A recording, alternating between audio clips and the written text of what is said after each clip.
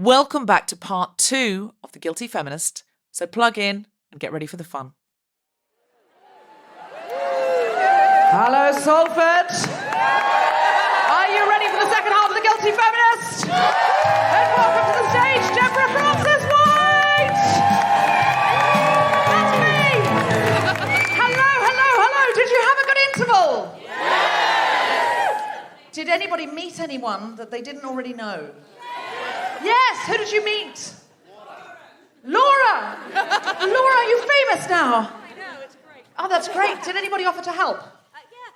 Great. Super. 2 people. 2 people offered to help. Come on, Salford. I'm sure lots of people are going to set up a direct debit, though. I feel that's really good. Has anyone got anything else they want help with? Anyone else? What was that? Piles? Did you say piles? Like hemorrhoids? I think you've misunderstood the brief of what this room can do. It's more like, come together with listen. If you are a woman and you are suffering from hemorrhoids, I do see that's a feminist issue. How can you smash the patriarchy when you're in that kind of pain? However, I do believe there are current treatments on the market that can probably clear that right up. Any doctors in the house? Yes? You've got an ice pack. Listen, the sisterhood is nothing if not resourceful. Excellent. Well, you two together. Why have you brought an ice pack out of interest? You've hurt your back. Okay. Got any chiropractors in? Anybody, just give us a cheer if you have got what you believe to be a feminist job. Yes? Let's take somebody from the circle. We don't want to exclude people, because this is front row privilege, isn't it, here? Like Laura's got second to front row privilege, so she's been chosen. There are people up there in those seats. I don't know if they're cheaper, are they? Yes. They're cheap, yeah. Well, listen, let's be intersectional and talk to the people who can't afford a Laura seat. Laura, how can you afford that seat when you work for the... This is my question. No, I'm delighted you've bought this seat. I really do not want to investigate your financial these priorities / you absolutely are delighted you... Okay, so people up there, who's got a feminist job? Who sits up there? Yay, tell me. So we're an antenatal clinic that look after women living with HIV. Did you say antenatal? Yeah. So antenatal, and you look after women with HIV? Yes. But is it only the intersection of the two, or both? Both. So you do antenatal, Yeah. so that's if someone's had a baby, and they're like, oh, that's ruined everything now. Because I hear can be quite tough on the downstairs region. No, I've got friends with absolute horror stories. It can split it all wide open. If you haven't had a baby yet, beware. Okay? You're 6 weeks off. Oh, is it too late to send it back? 6 weeks off. I don't know if there's anything we can do about that, to be honest. But listen, have the ice pack, thank you. Send the ice pack along. When you've done with it from the hemorrhoids, they should be cleared up in 6 weeks. We send it down. All right, so could your antenatal centre help our friend here who's 6 weeks off? Or is it... Yes? Yes, okay, great. What's your name? Hannah. So Hannah's 6 weeks off, having a bambino. Was it on purpose? Deliberate. Yeah. No, it's just, there isn't a lot of reward. It's just somebody going, Mommy, I love you, Mommy, I love you, Mommy, don't leave me, don't leave me, don't leave me, don't leave me, don't leave me, don't leave me, for 12 years, and then going, I hate you. Fuck off. And then for another 6 to 8, 10 years, and then they turn into a full grown-up human. That's the nice part. And that's when your name comes up on their phone. They go, oh, I should take this. It's my mum. Hello. Yep. No, I did. Yeah. No. Oh. Yeah. I was standing at the Edinburgh Festival with someone once who literally did this. Hello. Yep. No, and I did. Well, I can't. Well, I can't tell you every time I'm on the television. No, I've shown you how to use iPlayer. I've shown you how to use iPlayer twice. Twice? I mean, that's a woman who helped you learn how to hold your own fucking head up. You were just jelly. The first time you used a fork, you stuck it in your eye. Showed you how to use the iPlayer twice. It's insulting, it really, really is. Then she went, bye, Mum. And I was just like, there's no reward. There's no fucking reward. Like, just give me a cheer. Or like, not a cheer, that's the wrong noise. Just give me an if being with your mother, living with your mother could annoy you within days. Very quick, very fast. What about hours? Minutes? If your mother can annoy you within minutes or seconds, just go, That's the reward, Hannah. That's the reward. That's the good part. Up until then, it's all neediness and entitlement. I don't want to frighten you, but that's the truth. And that's why you need our friends in antenatal. Do you provide services up until the person is 28? Because I think most people get a bit nicer to their mums around the 28-year-old, 30-year-old mark. What's your name? Antenatal person? What's your name? Orla. Orla, where's your service? The Manchester Royal Infirmary. Is that somewhere near you, Hannah? Yeah, okay. So you could go in and ask for Orla and say, Orla, I met you at the Guilty Feminist. Admittedly, you were in a cheaper seat because you work for the NHS. And you're not paid enough.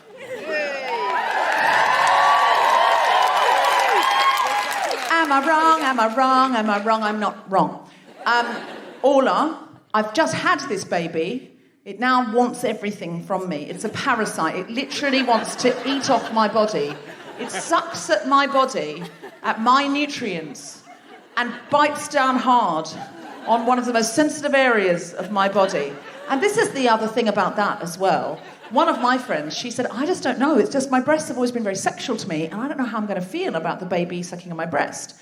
And her husband said, honestly, darling, it's natural. When it comes out, you're going to want to do that. It's natural. And she went, oh, well, what if the baby wanted to suck on your balls? And I said, I think you'd have a hard time convincing the authorities that the baby had asked for it.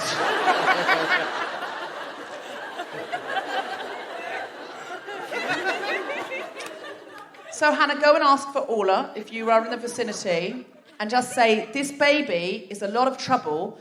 I hear you're antenatal. Put it into her arms and run. When the baby is 28, she will knock on your door and say, it's nice now. Is that correct, Orla? Orla has neither confirmed nor denied, so that's what I'd be doing. No, seriously, Hannah, thank you for inventing a feminist. We look forward to seeing them at future shows. I've had quite a few babies in the audience, suckling babies. Any suckling babies in tonight? No, Salford, you've done the right thing and left them at home. But I love it. I love it. And I always come into the audience and snuggle the baby. And I've never stolen one. Yet, yes, thank you. That's always on the cards. Put your hands together and make incredible guilty feminist woohooing noises for the wonderful Alison Spittle!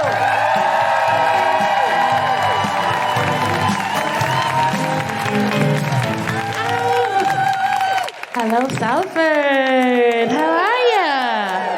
Oh, fabulous. How are you? I'm all right. Good. You know, it's end of the tour. That's your clipboard because that says Alison.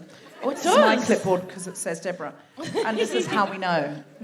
Feminism is organised. We're all fine. Relax. That's what it says on my clipboard. Relax. Okay. So tell me, do you have a nice memory of Manchester or Salford?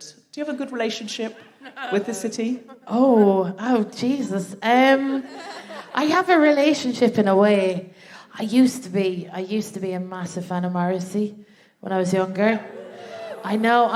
Isn't that the way? Yeah, he's taken I feel like I went to 25 of his concerts. I have 5 pieces of his shirt. So yeah, What? he would throw his shirt into the crowd, and then I would be there physically fighting with about 5 45-year-old men, and I would hold on to his shirt in my teeth like lockjaw, like a dog. I couldn't let go. They'd be elbowing me in the face and be like, "Nah, I love him." Like that's. Wow. Yeah. How old were you, and how old was he? Age is a concept. I was 13, and he would have been. Oh wait, do you know what? I know because I kept looking at Catherine Zeta-Jones and Michael Douglas, and I was like, that's the same age gap. That'll be fine. That'll be fine. I swear, yeah. And I got accused of being a witch in my school because of him. Because I had a house party and someone went into my bedroom and I had like every wall was covered with Morrissey pictures and the candles for my mental health. And they were convinced it was some sort of shrine to him. I mean, I didn't set it out to be that way, but they're kind of not wrong. Technically it is, yeah. Wow. Yeah, and then Well, you know, this is my equal and opposite confession, because Morrissey, if you don't know, has really lost the plot. Like, he says unbelievably terrible things, but he meant a lot to people. He always did. Did he? Oh, that's the thing. I just ignored it. Genuinely. Because I loved him that much. I feel he's got worse, though. He really has missed the turn-off. Look, the thing is, like, why am I saying this? I just want to say this because, like, we're confessing now and everything. The shirts, do you want to know what they smell like? Yeah. Patchouli oil and man. That's what they smell like. But I can see to the pheromones to an adolescent. I can sort of Christ. see. I was walking around with a 55-year-old man's rag. Oh my God! I mean, I lost one on the train and I cried for 2 days. I was like, the worst thing is that'll have been thrown in a bin because no one will have known that they could have sold that on eBay, but they didn't know. No, they'd be like, this is a stinky rag that smells like an old man. Unless another Morrissey fan found it and just recognised the smell. Or I stopped listening to it. I remember once, and this is like, if you're still a fan, fair play, or whatever, I don't care. But I was in a shower, and I was like, I'll put on some music. And I popped on, like, I think it was like, it was a song about child abuse, and I was like, I'm not going to start my day like this. Do you know what I mean? Yeah. I'm going to listen to R. Kelly. And that's aged badly as well. So it's, it's terrible. Genuinely, that was true. I was like, ignition, start the day that way. Yeah. And I'm like, no. Oh, 100%. Everything is ruined. 100%. If we're doing confessions, which clearly we are, yeah. R. Kelly's Ignition, remix to Ignition, was Tom and my song that we had actually at our wedding. No, true, this is true. Before, obviously, we knew. Yeah. But it was because one time Tom and I were watching, when you just have like MTV or something on, you have a music video channel on, and R. Kelly's remix to Ignition came on, Hot and Fresh in the Kitchen. Yeah, Mama rolling that body, got every man in here wishing, etc. Yeah. And Tom started doing this kind of little head dance, like this, little bob head dance. And Tom doesn't dance. He doesn't like to dance, but he was doing it to make me laugh. And I just looked at him and went, "Are you like R. Kelly, are you?" And he went, "Yeah." "What's he like?" And Tom had no idea that was R. Kelly on the television, but he said yes to be like playful and open, and I laughed for so long. Yeah. I know it's not that funny to you, but that's kind of the point. Yeah. He said it was just funny to us, and I just went, "This is happy," Like after we stopped laughing, I said, "This is happy. It doesn't get us any better than this." Yeah, I was like, this joke is not going to be any funnier if we've got more money in the bank or we're more successful or, this is happy now. And that was the point when we decided to get married. And that's why we had that song at our wedding, which is now destroyed by the horrific nature of R. Kelly. And here's another one. Here's another one. Don't tell me you're... Oh, no, I'm not going to say it. No, I went to Hogwarts. No,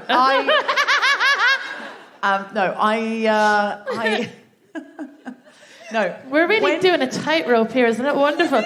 I'm sweating a different type of sweat, you know what I mean? It's a cancellation sweat, it's potent. Yeah. Like I can smell it, do you know? This is true, when I rang up the Queensland Adoption Helpline to find out the name of my birth mother, which I did when I was in my early 20s. Yeah. The lady on the other end of the phone said, yeah, I can tell you her name, but then if I do that, and she asks for your name, I'll have to give it. It's reciprocal rights. And I went, oh, no, definitely don't do that, because I was just not ready for anyone to come knock on my door. She went, I can tell you her first name, because that information is it's not identifying.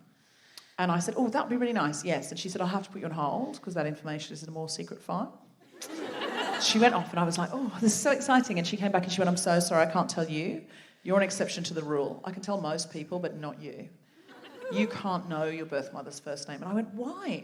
And she said, because your birth mother's first name is so unusual. It's to be identifying. Is that R. Kelly? I was like... Sorry. And I thought, oh my God, my birth mother is Germaine Greer. And I mean, Germaine Greer then was like an iconic feminist, right? Yeah. Now, that's still sitting there on my Radio 4 show every time it's repeated, but Germaine Greer has missed the turn-off on so many issues, she says the most terrible things now.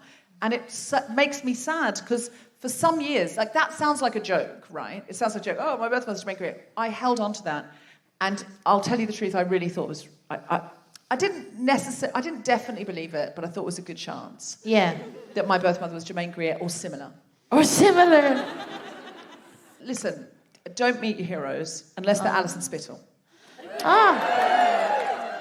Speaking of which, let us bring on our guest. Yeah, I'm exhilarated now. I feel like I've had a near-death experience. You've had a near cancellation. I've had a near cancellation. Well, we'll see when it goes out. There's still time. Honestly, I could use the break. I'm quite tired. It's been a long tour. Bring it on.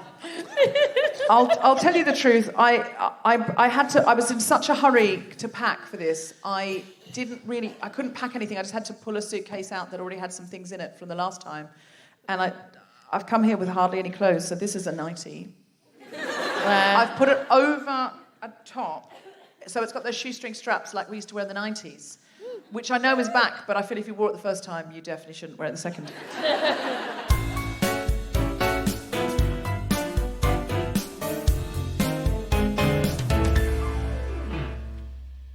Hello, Guilty Feminists. It's Jessica Regan here from Big Speeches. Well, as the price of everything is going up, we have decided to lower our prices to make this training as accessible as possible. I teach the Big Speeches workshop for Guilty Feminist online on Sundays.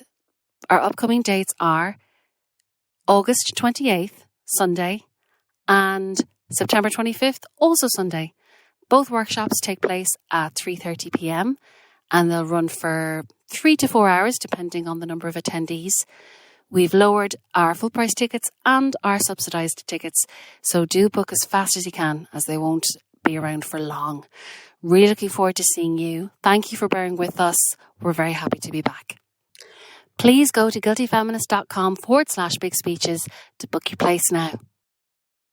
Our guest today is a BAFTA-nominated actor, best known for her roles as Anna in Don't Take My Baby, Rosie in Years and Years, and most recently, Barbara Lisicki in the disability rights drama, Then Barbara Met Alan. Please welcome to the stage the incredible Ruth Madeley!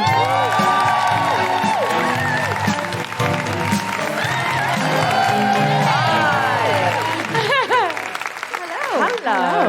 Is this on? Oh, it is. It is on. It's nice, isn't it? I can't see anyone, so it's fine. I can see you lot. You right? Yeah. Hey. I am so fascinated by what I've read about Barbara Lisicki, because why don't we know her? She should be super famous. I know, right? And like what she did was so incredible. Could you tell the audience a little bit about Barbara Lisicki, who you played in this BBC drama, which is called Then Barbara Met Alan, and the iconic nature of Barbara and Alan? This is not about him. This is about Barbara. I'm joking, it is about them. No, but this is the Guilty Feminist, so we're focused on Barbara. But can you please tell us about it? When you go home, you have to go on iPlayer and watch it. Absolutely incredible, single drama about Barbara and Alan. Tell us about Barbara. So, Barbara Lisicki is a fierce, disabled woman who basically was like the birth mother of the Disability Discrimination Act. She was a cabaret performer, she was an artist, she was a musician, she was just all of these wonderful things, and she grew up with her disability and knew that the law didn't recognise her rights as a disabled person at all. And when she met Alan, hence the name, they fell in love, and they headed up the Direct Action Network, which was a group of disabled people who basically took to the streets to protest for disability rights, and that led to the Disability Discrimination Act being passed through Parliament in 1995, so sadly not that long ago. But yes!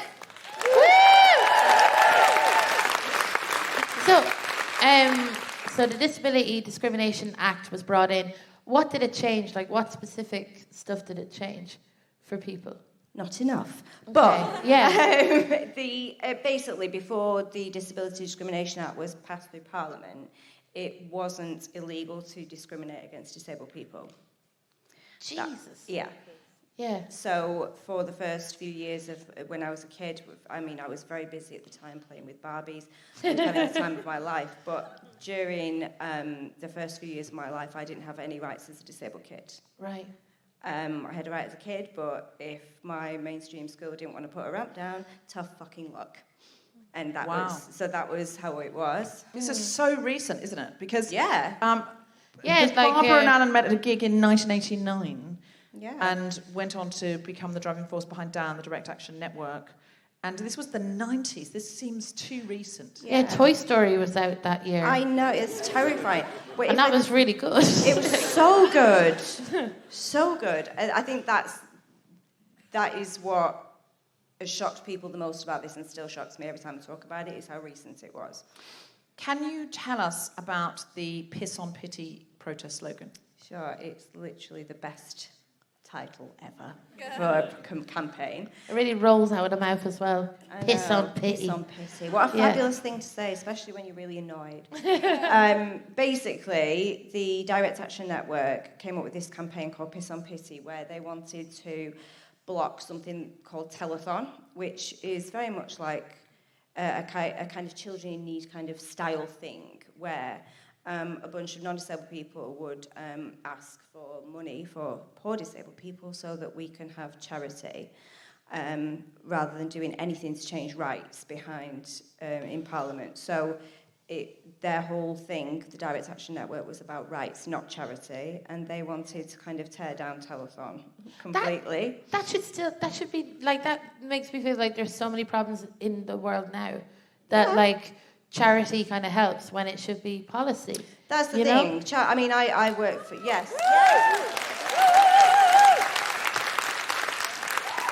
Before I literally fell by accident into acting, I work for a children's charity called Whiz Kids, and so I know what work charity does. And I've been a beneficiary of Whiz Kids. They buy wheelchairs for disabled children that you can't always get on the NHS. So, and they're fucking expensive, guys.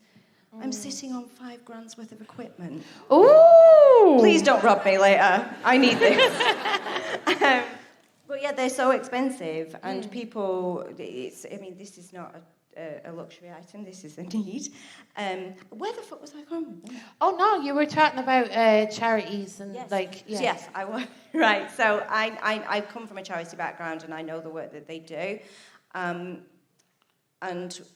what was really apparent was, we always used to say, hopefully one day whiz kids won't exist because they won't need to. Yeah. And charities exist because they need to, because not enough's being done outside of that. Yeah. Absolutely. I mean, the same with what Laura was saying. Absolutely, Lowry, yes. Yeah, that she's working with female refugees, and if the government were not actively trying to send refugees to Rwanda, wouldn't it be great if we had a community, a society, if across the EU that was supported and we understood we just had a sense of humanity. And because charity is kind of poisonous. It's like, we'll have a whip round, and then you have to feel lucky for what you get. Absolutely, and that was one of the very many funny things in them. Barbara met Alan was, you have to be grateful for the charity. I mean, the grateful crib. That's me. And that's what you're taught to be. I feel like the world is so geared for non-disabled people, and I think we just don't notice half the time. Is there anything that we should be doing that we're not always thinking about? And is there anything we do frequently that we would be better if we didn't do? I think one of the big things that should just become natural for everybody in every situation is to ask what your access requirements are, because I'm very simple. I need a ramp and a disabled toilet that people aren't shagging in. Oh, do you get that? Is that like in disabled loos? Have you? They're bigger, you see. So Yeah. you have more room. I've never shagged in a You disabled, can nor say a it's non-disabled. okay. I'm not gonna judge. No, but if I had to, I think I'd need the space. Do you know what I mean? If someone had a gun up to my head, was like, you have to pick a toilet. I'm like, practicality. I would have to pick That a is for disabled Ruth to shag in, okay? It's fine. Not all disabilities are visible Yeah. as well, guys. No, just saying. So, but I'm very easy with what I need. Like, people look at me. Have you ever locked eyes with two people coming out of a disabled toilet, though? I ruin the moment. I sit and bang the door. Yes! Can you hear them? Oh, on a night out, people don't have any care in the world about this thing. Yeah. So you bang on the door, do they come out? When they're finished, yeah. Oh, yeah, I suppose. Well, it won't be that long, So the first They're out on a night out. The first tip we've got here is don't shag in the disabled Yeah. loos. Now, Manchester, great. we wouldn't think you'd need to be told that. I know you're like Manchester, and one of you. So. Ruth is local and knows that you do need to be told that. Sorry. Where's Dalton? Stop it! Are you a fellow Alphina? Oh! Who is it? This is the... Oh my goodness gracious me! Oh, this is a wonderful reunion. The rest of you can go. Oh my God, babe, how are you? This wasn't planned. Oh my God, how are you, babe? I'm good, thank you. Are you? I'm doing all right, innit? Oh, so good to see you. Love. See, Yeah. You can come round to the stage door afterwards. Come I'll say be in hi. the bar. Okay, go to the bar afterwards. Oh, babe. Please don't tell anyone about nights out we had. Thank you. Oh, Rach, yeah. If there are any secrets you'd like to tell us, Rachel, now's your moment. To be fair, I've got two friends in the audience who have probably done it at the minute. There they are, the reprobates over there. Seriously. But, lovely to see you, Rachel. This is very exciting for me. So disabled toilets, keep them free if you don't need them, and keep sexual escapades to a minimum. A minimum. Yeah, like If you Make can it be a really quickie. quick, it's fine. But when you're trying to make a moment of it, it kind of... It's not fine, nice. and It's we not will get nice. emails saying Yeah. a quickie isn't fine. yeah. a simple hand job by the hand dryer, you'd be grand, Fine. You know what? Especially a Dyson Air. Sorry. Please don't do that, actually. Listen. It's feminist, I've been More told. feminists to straddle the Dyson Air than in the main loo than it is to shag in the disabled loo. That's all we're saying. We're not suggesting you do either, but we are saying if you have to pick. Yeah. So my needs are really, really easy, but I think asking what your access requirements are, it might not always be obvious. So I need step-free access and a disabled toilet. That's pretty much it. But we should ask everyone. What your access requirements are, because there'll be, 20% of the population are disabled, so there'll be disabled people in the audience who might never get asked that. And I think we should make that a standard thing in employment, in social settings, because you don't want to be the one that turns up to the club that's got steps and be like, we can't go in here because it's not, it's not accessible, because you are the killjoy. So that's not nice. And don't have your feminist book club on the 4th floor where there's no lift. Yes, that's not good. Also, don't ask me when I say not that anyone here would do this. I'll be stupid enough to do this, but it happens a lot where you'll say things like you'll be talking about your boyfriend or your sister or your best friend, they'll go, are they disabled too? Oh, wow. Somebody asked that about my agent. Who's back there? Hi, Emma. She's livid. She actually told me she actually did a performance on this stage when she was doing drama back in the day. She's going to kill me. I'm fired now, but never mind. So don't just assume that everybody in my life is disabled. That'd be great. That's so random. It's so random. Well, listen, everyone here is excited to watch Then Barbara Met Alan. Yeah. Their post-punk sense of humour and spontaneous pickets shut down cinemas, restaurants, stations, the London Underground, and brought Westminster to a standstill until their rights were enshrined into law. Isn't protest great? I always shouldn't we hold on to that? I just think to myself, what would I be doing now? Where would disability rights be? I mean, they're still not fantastic, let's face it. But I can't imagine where they'd be if they hadn't protested the way they did. And I love that they had fun, they had flair, they had joy, they were punk. They're piss on pity. This is the 90s, and there they were saying, piss on your pity.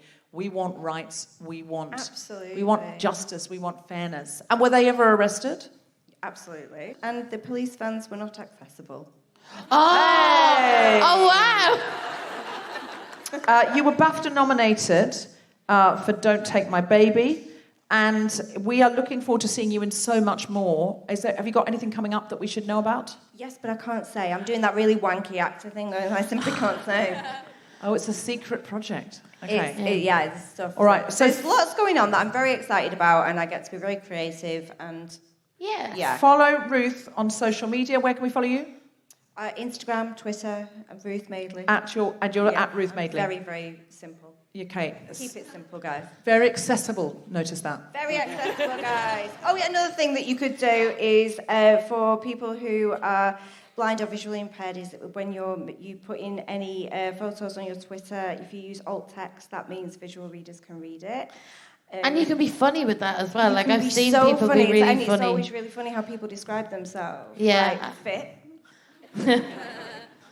I'd be like, a big ride with low self-esteem. And the same when you're uploading videos and stuff. If you're uploading videos, you can put subtitles on them. Yeah. So anything like that just makes anything to make the world more accessible for everybody. It just gives me so much happiness.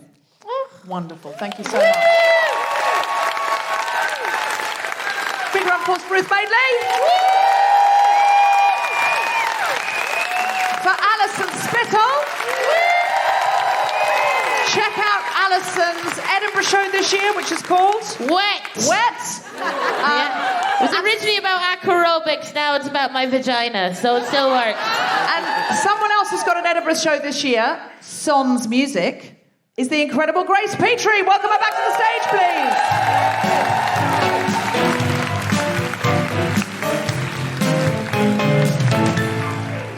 Hello again.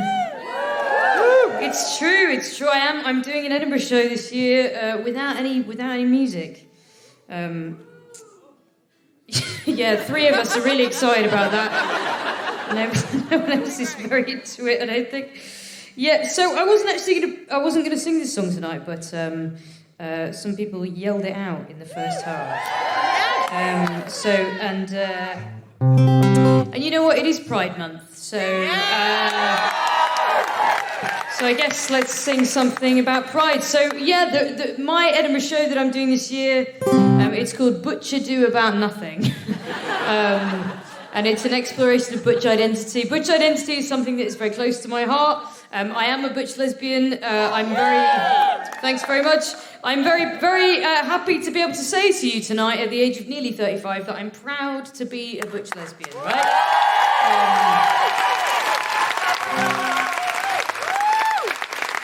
But that's a big deal, because for a lot of years I wasn't proud of it, you know. For a lot of years I was very, very ashamed of it, you know. The world made me feel, as a young person particularly, that this is not an acceptable way to be a woman or to be a girl. And I always knew, from a very young age, I knew that this was the only kind of woman that I was ever going to be capable of being, right? So I've written a show about that, and it's sort of it's a follow-on from this song that I'm going to sing for you now, which I wrote a few years ago. It's called Black Tie.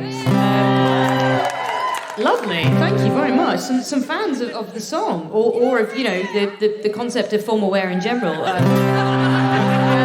can say. So this song, it's like a letter to my teenage self, basically saying to my teenage self, there's nothing wrong with you, there's nothing weird about you, and one day you're going to work out that the weird part was the fact that the world made you feel weird, right? And whether or not you are, you know, queer or whatever your experience is, what I've learned from 5 years of singing this song is that everyone's got a lonely teenager inside them somewhere who needs to hear that they're okay, you know? So if that's ever been you, this song's for you. It's got a sing-along line I'd love you to join in with. Are you up for that? Yeah! It's quite sweary, is that okay? Yeah! I can't censor it, there's nothing I can do, because it is a rhyming couplet. So, you know, my hands are tied. And also, you know, this lyric is literally the greatest achievement of my life, so I can't hide it under a bushel. It's a joke for the Catholics in the room. Oh, what? Me and you, baby. I'll see you in therapy. So the line is, the images that fucked you were a patriarchal structure. Oh, great. Some people have done the reading. So what I like to do is I like to sing the first bit and you're going to reply the second bit. So I'm going to sing the images that fucked you. You're going to reply with a patriarchal structure. It's going to go a bit like this. And the images that fucked you were a patriarchal structure. And what I like to imagine is the patriarchy that's wandering down the quay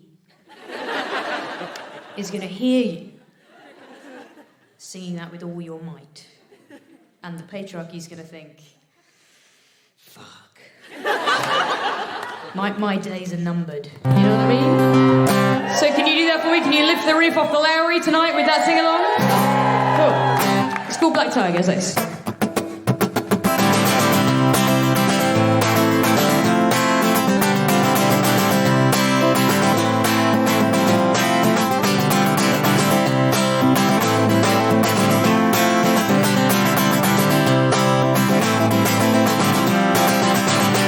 Jungle out there.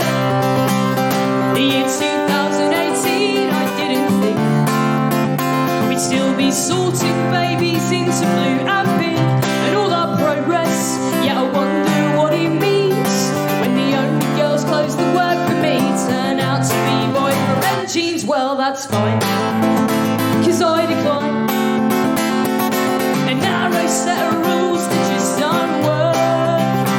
These red lines, they're not mine.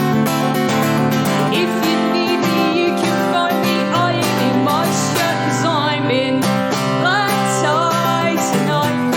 Get a postcard to my year 11 self in her year 11 hell, saying everything's good.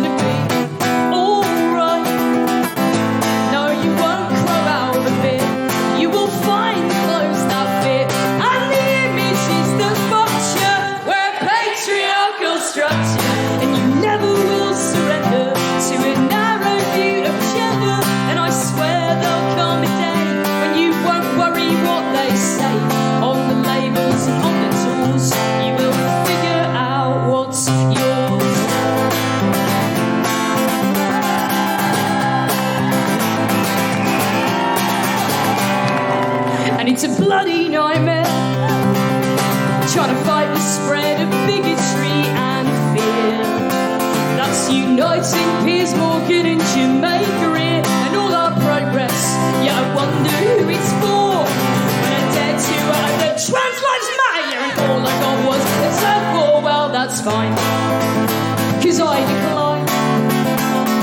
Your narrow set of rules, they just don't work. And these red lines, they're not mine. If you need me, you can find me ironing my shirt, 'cause I'm in black tie tonight. Get a postcard to my year 11 self, in her year 11 hell, saying everything's gonna be alright. No, you won't grow out of it. You will find clothes that fit, and the image is the future. We're a patriarchal structure, and you never will surrender to a narrow view of gender. And I swear there'll come a day when you won't worry what they say on the labels and on the tools. You will figure out what's yours. You will figure out what's yours.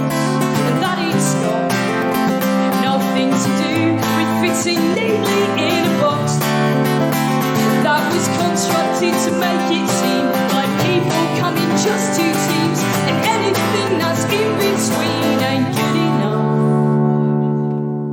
And you will love, and you'll be loved, and you're in black tie tonight. Get a postcard to my year 11 self, in her year 11 hell. Darling, everything's gonna be alright. No, you won't grow out of it. You will find the clothes that fit, and the image is the future. We're a patriarchal structure, and you never will surrender to that narrow view of gender. And there's folks you've yet to meet, but you're exactly up their street, and they've been waiting just as long to hear someone sing this song.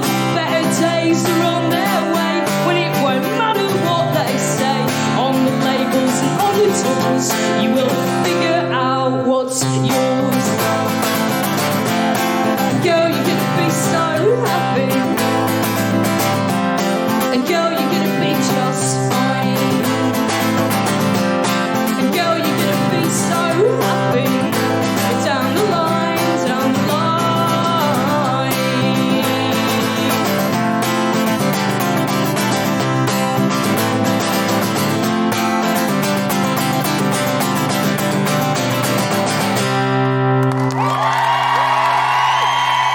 Thank you very much.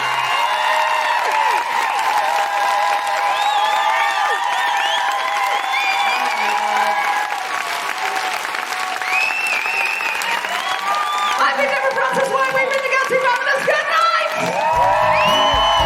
You have been listening to The Guilty Feminist with me, Deborah Francis White, guest co-host Alison Spittle, and my very special guest, Ruth Madeley, with music from Grace Petrie. The Guilty Feminist theme tune was composed by Mark Hodge and produced by Nick Sheldon. The recording engineer was Chris Sharp. The producer for The Spontaneous Shot was Tom Selinsky. Thanks to Rachel Craftman, Gina DCO, Stuart Arnold, and everyone at the Salford Lowry, as well as all of you for listening. For more information about this and other episodes, visit guiltyfeminist.com. They were arrested and the police vans were not accessible. Oh wow. I should set that up in a better way because I was making a joke about noisy and annoying. And I'm so sorry. I've ruined that. No. That was no. Because we want do that not in because it was apologise for being amazing. funny and great. No. I just want to set it up better because I don't want to diminish that. Obviously, a lot of people got arrested in the 80s and 90s. I was being wry about the new policing bill. So I'm going to set that up by saying, and were they ever arrested? Absolutely. Okay, and then we'll cut that bit in. Thank you. Ah. You were BAFTA nominated. The Guilty Feminist is provided exclusively from Acast. Find it wherever you get your podcasts.